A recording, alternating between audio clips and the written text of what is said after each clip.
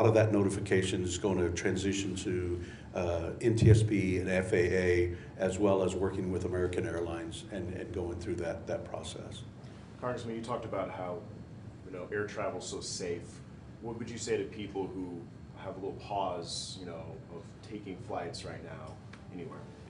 Yeah, I think when you look at overall track record in terms of how safe within the United States air traffic is, I think it's been 16 plus years since there's been a commercial airplane incident in the country, and you obviously look at the number of miles and number of passengers flown versus other modes of transportation.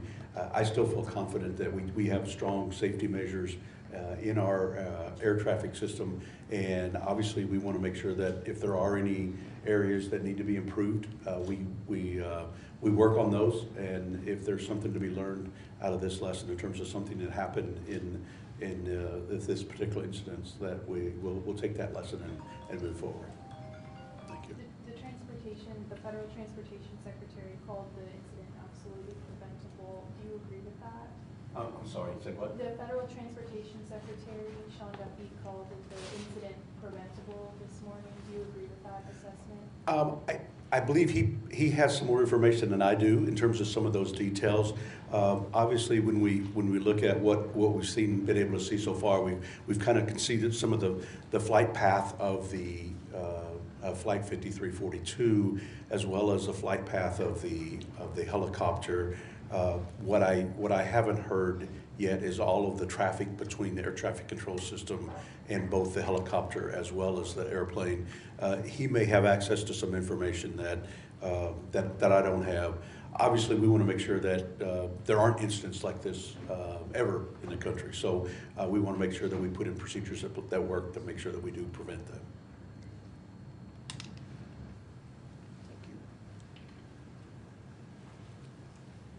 Thank you again, Congressman. On behalf of the Wichita City Council again, it was just a year ago that we started this flight. I was actually there alongside Councilmember Glasscock and Councilmember Johnson. It was January 8th, 2024. The first flight included Congressman Estes and Senator Moran, who took that first flight from Wichita to Washington, D.C. We were very honored to have gotten that flight and continue to advocate for those nonstop flights out of our community. So again, this is a true tragedy, and one that this council and myself want all of our community members to know that our hearts are heavy. They're also grieving. And we will provide the support that we can to those who have been affected. I want to say thank you, though, to several people who showed up last night and prayed over this council and those who are grieving. Pastor Bob Beckler, Pastor Ben Staley, and Rabbi Greenberg, who also showed up last night. I also want to thank the care team that is continuing to be at the airport, there for families affected, as well as crew members affected and staff members affected. And I want to say thank you to City Manager Layton and his staff for gathering us all this morning and allowing us to also have a community-wide prayer in the council chambers here at City Hall at noon. Again, we will continue to keep the community updated as we have confirmed information. And we invite all of you to come to the community-wide prayer, and we welcome anyone to join us.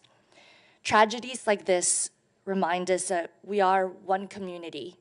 Whether a Wichitan, a Kansan, or an American, we are one community. And in times of struggle, we do come together in grief and sadness to lift one another. Wichita is stronger because we are together. Once again, we offer our deepest condolences to all the individuals whose lives were lost and to the families who are grieving. Thank you.